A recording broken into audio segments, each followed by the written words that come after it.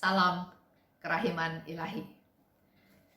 Hari ini kita akan membahas khusus masuk ke temanya, yaitu novena kepada kerahiman ilahi. Kalau Bapak Ibu mau melihat dengan jelas, silahkan baca dari diary 1209 sampai 1229. Saya baca ya, kita baca sama-sama 1209. Yesus, Engkau andalanku. Novena kerahiman ilahi yang diperintahkan Yesus supaya kutulis dan kulaksanakan sebelum pesta kerahiman ilahi. Novena ini dimulai pada hari Jumat Agung. Jadi novena kerahiman ilahi yang diperintahkan oleh Yesus untuk kutulis. Oleh sebab itu, Suster Faustina menulisnya di dalam diary dan dilaksanakan sebelum pesta kerahiman ilahi, yaitu tepatnya pada Jumat Agung.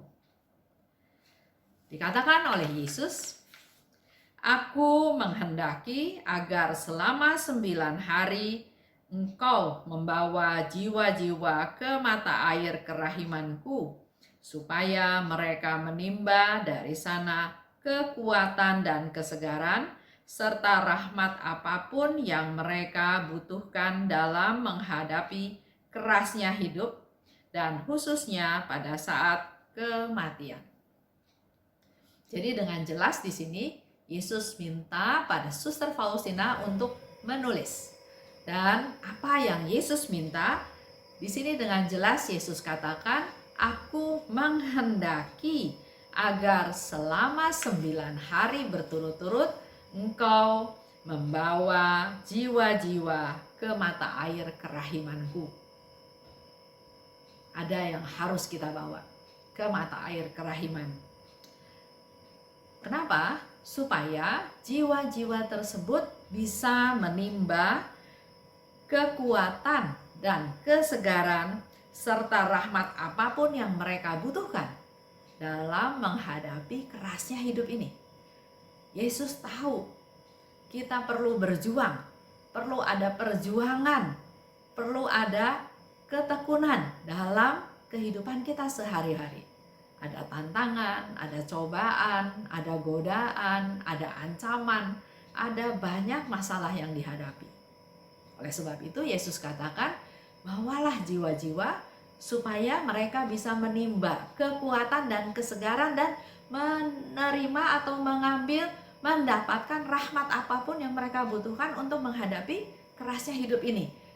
Bukan hanya itu, dan khususnya pada saat mereka menghadapi kematian. Kita betul-betul sangat butuh rahmat Tuhan pada saat yang kritis tersebut.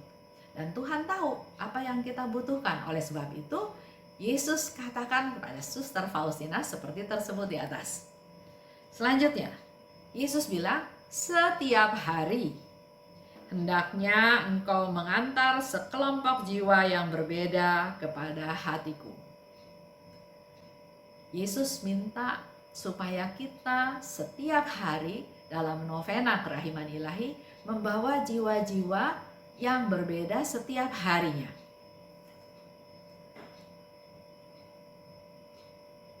Hendaknya engkau membenamkan mereka di dalam lautan kerahimanku, dan aku akan membawa semua jiwa ini masuk ke rumah Bapakku.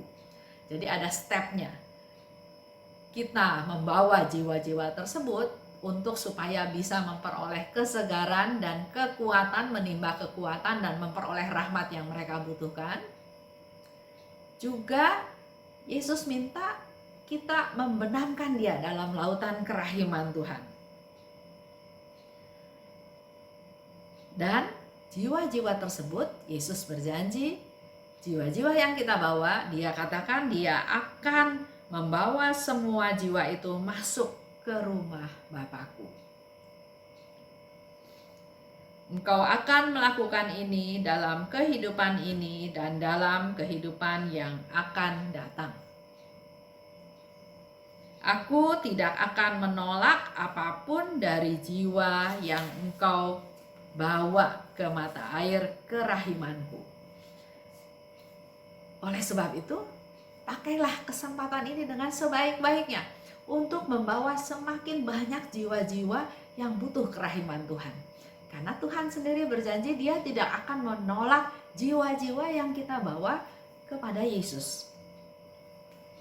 Demi kekuatan sengsaraku yang pedih, setiap hari hendaknya engkau minta kepada Bapakku rahmat bagi jiwa-jiwa ini. Yesus kasih cara lagi, kasih jalan lagi supaya Allah Bapa memberikan rahmat kepada jiwa-jiwa tersebut, yaitu dengan cara demi sengsaraku yang pedih. Nah, yang menjadi persoalan adalah Yesus minta 9 kelompok jiwa tersebut. Sedangkan Suster Faustina katakan, Yesus, aku tidak tahu bagaimana melaksanakan novena ini.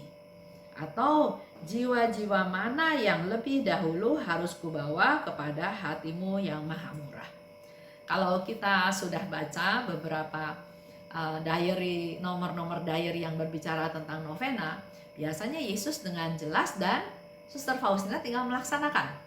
Berdoa untuk tanah air, berdoa untuk wujud Bapak Suci, berdoa untuk wujud Bapak Uskup, dan untuk Pastor Sopotsko.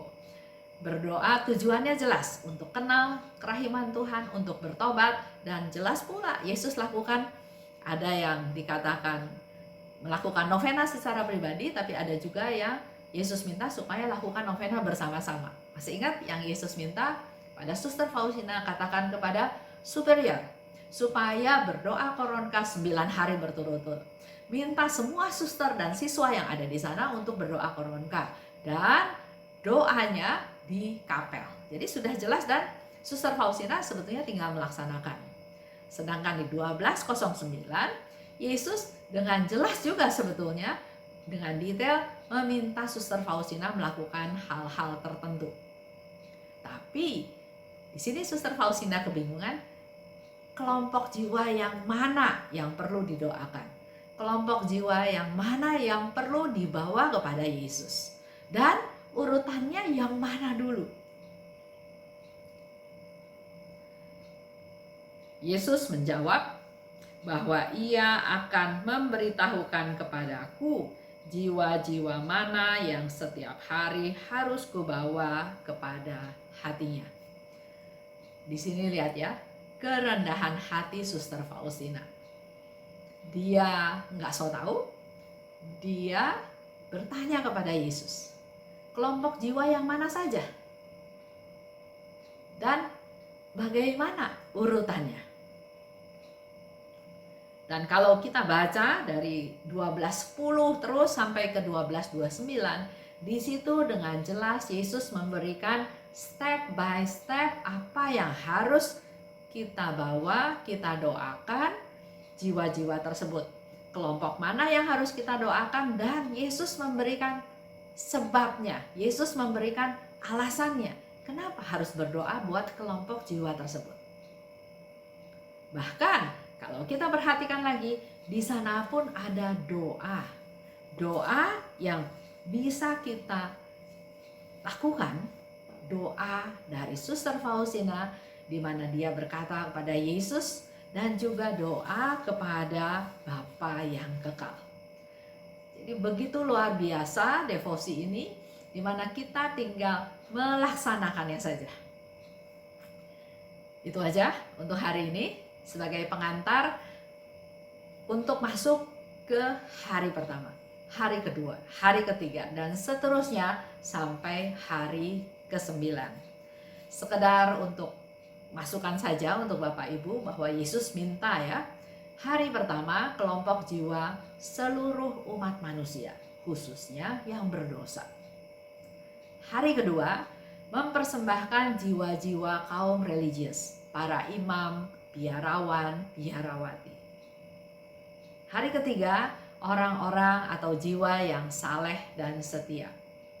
Hari keempat mereka yang belum kenal Tuhan, mereka yang belum kenal Yesus. Hari kelima, jiwa-jiwa yang sesat, jiwa-jiwa yang meninggalkan gereja. Hari ke-6, jiwa-jiwa yang rendah hati, lemah lembut, dan jiwa anak-anak kecil. Hari ke-7, jiwa-jiwa yang secara khusus mempersembahkan berdevosi kepada kerahiman Tuhan. Hari ke-8, jiwa-jiwa yang ada di purgatorium. Hari ke-9, jiwa-jiwa yang suam-suam kuku. Setiap pengelompokan yang berbeda tersebut punya reason, punya alasan, punya sebab yang berbeda-beda juga. Mari kita ikuti terus ya. Novena hari pertama, hari kedua, dan seterusnya. Terima kasih. Salam kerahiman.